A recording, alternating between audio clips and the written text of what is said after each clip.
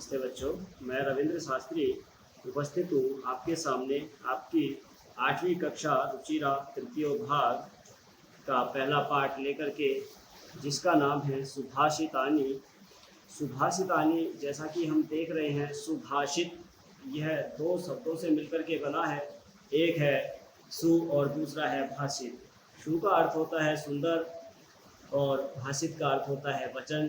तो इसका अर्थ हो गया है मीठे वचन या सुंदर वचन। वचन होते हैं जो हम बोलते हैं। अगर हम किसी को अच्छा बोलेंगे तो अच्छे वचन होंगे और बुरा बोलेंगे तो बुरे वचन होंगे। इन सब चीज़ों को आप देखोगे इस पाठ के अंदर बहुत सारे श्लोक आपको दिए गए हैं जो विभिन्न संस्कृत पुस्तकों से लिए गए हैं। इसमें आपका पंचतंत्र है, इसमें आपकी नीति शतक है और ये सारे श्लोक आपको बहुत ही अच्छी सीख देंगे। आप इन्हें ध्यान से पढ़ें और इनका अपने जीवन में अनुसरण करें तो निश्चित रूप से ये आपको लाभ पहुंचाएंगे। तो आइए हम सुभाषित प्रथम पाठ का प्रथम श्लोक देखेंगे। गुणा गुणज्ञेषु गुणा भवन्ति ते निर्गुणं प्राप्य भवन्ति दोषाः सुस्वादुतो या प्रभवन्ति नद्या समुद्रमासाद्य भवन्ति पेया। तो इस श्लोक के अंदर हमें गुणों के बारे में बताया गया है कि गुण किस प्रकार से एक गुण रह कर के विभिन्न व्यक्तियों के पास जाकर के विभिन्न प्रकार का रूप धारण कर लेते हैं। कहा है गुणा गुणज्ञेषु गुणा भवन्ति। जो गुण होते हैं वो गुणियों के पास जाकर के, अच्छे लोगों के पास जाकर के, गुणी व्यक्तियों के पास जाकर के, प्रतिभाशाली व्यक्तियों के पास जाकर के अच्छे गुण बन जाते हैं। लेकिन वही गुण जब किसी निकृष्ट व्यक्ति के पास, किसी बुरे व्यक्ति के पास चले जाते हैं तो वो अवगुण बन जाते हैं। एक बहुत अच्छा उदाहरण देकर के हमें समझाया है कि जिस प्रकार से कहा है सुस्वादुतोया प्रभवन्ति नद्या। सु का मतलब सुंदर, स्वादु मतलब स्वाद में अच्छा होता है, प्रभवन्ति बहती हुई, नद्यः नदी का जल, तो यह होता है जल। तो कहा है जिस प्रकार से बहती हुई नदी का जल पीने में बहुत ही मीठा सुंदर होता है, लेकिन वही जल जब समुद्रमासाद्य भवन्ति अपेया। अगर वही जल जब समुद्र के पास जाकर के समुद्र में वो नदी मिल जाती है तो वही पानी अपेय हो जाता है, पीने योग्य नहीं रह जाता है। इसलिए कहा है कि गुणों में कोई भेद नहीं होता, भेद होता है व्यक्ति के विवेक में, व्यक्ति के व्यवहार में। अगला श्लोक आपने देखेंगे अपनी स्क्रीन के ऊपर। साहित्य संगीत कला विहीना साक्षात् पशुपुच्छ विषानहीना तृणं न खादन्नपि जीवमान तद्भागधेयं परमं पशूनां।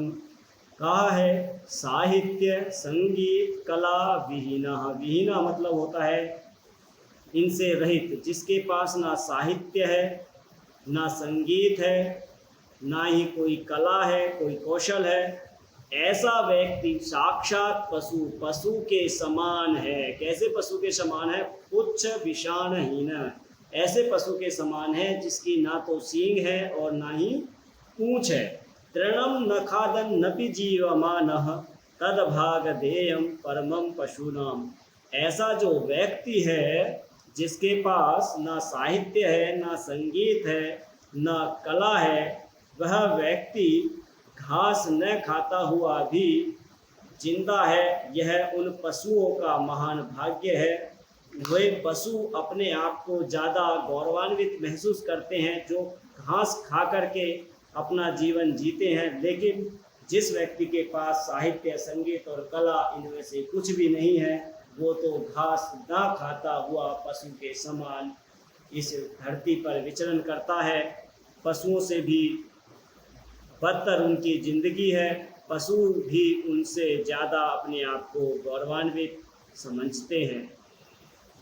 तीसरा श्लोक आप देखेंगे, लुब्धस्य नश्यति यशः पिशुनस्य मैत्री नष्ट क्रियस्य कुलमर्थपरस्य धर्म विद्याफलं वशनिनः कृपणस्य सौख्यं राज्यं प्रमत्तसचिवस्य नराधिपस्य। कहा है लुब्धस्य नश्यति यशः, जो लोभी व्यक्ति होता है, नश्यति नष्ट हो जाता है, यशः उसका यश नष्ट हो जाता है। पिशुनस्य मैत्री, पिशुन कहते हैं चुगलखोर को, और जो चुगलखोर होता है उसकी मित्रता नष्ट हो जाती है। नष्ट क्रियस्य कुलमर्थ परस्य धर्म, और जो आलसी व्यक्ति होता है उसका वंश, तथा जो धन का लोभी व्यक्ति होता है उसका धर्म नष्ट हो जाता है। बुरी लत वाला जो होता है उसका जो विद्या का फल है वो नष्ट हो जाता है। कंजूस का आनंद नष्ट हो जाता है, और आडंबरपूर्ण मंत्री के राजा का राज्य बर्बाद हो जाता है। जिस राजा का राज्य मंत्री दिखावा करने वाला अहंकारी होगा, उस राजा का राज्य भी जो है जल्द ही शीघ्र ही समाप्त हो जाता है।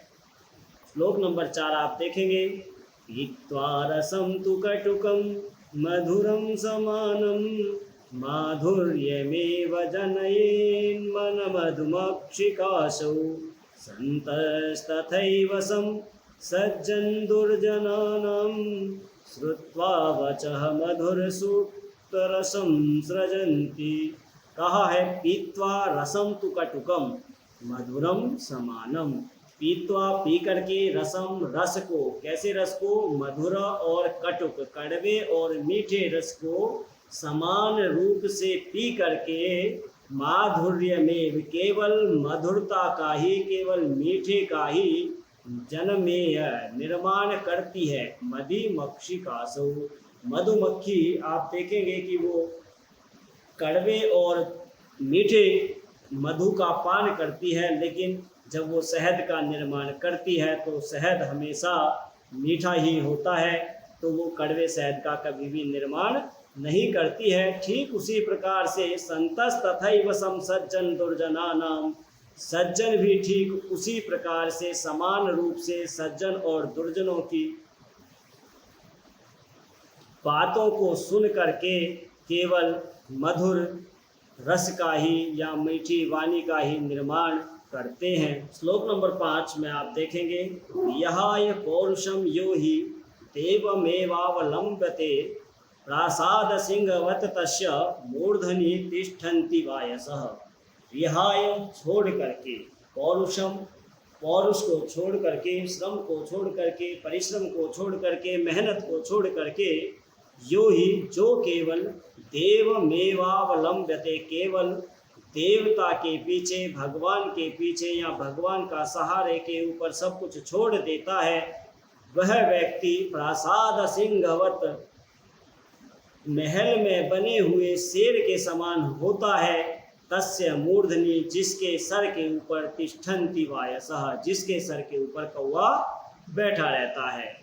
हमें केवल भगवान के भरोसे सब कुछ नहीं छोड़ देना चाहिए, हमें मेहनत के बल पर ही सब कुछ प्राप्त होता है, न कि भगवान के भरोसे बैठ करके। इसलिए हमें एक श्लोक आपने पढ़ा होगा, उद्यमी ही सिद्ध्यन्ति कार्याणि न मनोरथै न ही सुप्तस्य सिंहस्य प्रविशन्ति मुखे मृगाः। उद्यमी ही सिद्ध्यन्ति, उद्यम से ही सिद्ध होते हैं कार्याणि, हर कार्य जो है वो परिश्रम से ही सिद्ध होता है। उद्यमी ही सिद्ध्यन्ति कार्याणि न मनोरथे, न केवल उनका मनोरथ करने से, मन में केवल सोचने मात्र से कोई कार्य संपूर्ण नहीं होते हैं। जिस प्रकार से न ही सुप्तस्य सिंहस्य, जिस प्रकार से सोए हुए शेर के मुंह में प्रविशन्ति मुखे मृगः, हिरण अपने आप आकर के प्रवेश नहीं कर जाता है, ठीक उसी प्रकार से हमारा कोई भी काम बिना मेहनत के सफल नहीं हो सकता है। इसी में यही कहा है, विहाय पौरुषम यो ही देवमेवावलंब्यते, जो केवल ईश्वर के भरोसे रह जाते हैं परिश्रम को छोड़ करके, वो महल में बने हुए शेर के समान होते हैं, जिसके सर के ऊपर कौवा बैठा रहता है। श्लोक नंबर 6 आप देखेंगे, पुष्प पत्र फलक छाया मूल वल्कल दारुभि धन्या मरीरुहा येषां विमुखम यान्ति नार्थिनः। पुष्प पत्र फल छाया मूल वल्कल दारुभि, फूल पत्ते फल और छाया।